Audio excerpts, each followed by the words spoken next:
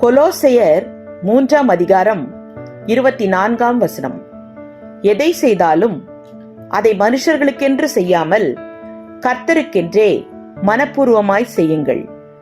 விளக்கம்: கிறிஸ்துவுக்கு நாம் செய்யும் சேவை வீணானது அல்ல, ஆனால் அதற்கு கர்த்தரால் வெகுமதி அளிக்கப்படும்.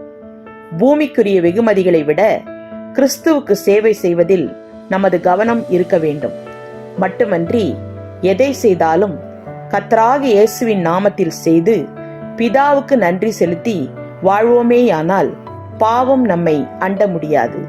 ஆமென். Colossians chapter 3 verse 23. Whatever you do, work at it with all your hearts, as working for the Lord, not for human masters. Amen.